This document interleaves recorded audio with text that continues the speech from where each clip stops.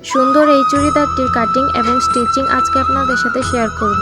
জামাটি তৈরির জন্য আমি ওয়েটলেস জর্জেট কাপড় সাথে ফলসের কাপড় আর কিছু লেস নিয়েছিলাম। তো এখানে 4 ফোল্ড করে কাপড়টিকে আমি কাটিং করে নিয়েছি। জামাগুলোতে কিছু স্টোন বসিয়ে নিচ্ছিলাম, তারপর বডিটাকে আমি সেলাই করে নেব।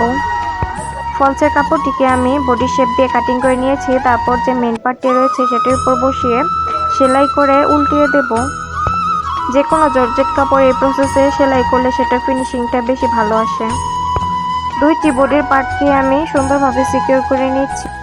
সাইড দিয়ে এই জয়েন্ট সেলাইগুলো দিলে সেটার খুব সুন্দর হয়। এইবার নিচের যে দুইটি পার্ট রয়েছে, ফলসের পার্ট আর যেটি মেইন পার্ট রয়েছে, সেগুলোকে জয়েন্ট দিয়ে নেব। মেইন পার্টের মাঝখানে আমি দুইটি কুচি দিয়ে নিয়েছিলাম পেট বরাবর। এখন বডির পার্ট আর নিচের পার্টটি আমি জয়েন্ট দিয়ে নিচ্ছি। জয়েন্ট দেওয়া কমপ্লিট হয়ে গেলে আমি দুই সাইডটি সেলাই করে নিয়েছিলাম, আর এই নিচের যে ঘেরটি রয়েছে সেখানে এই লেসগুলোকে বসিয়ে দিয়েছিলাম।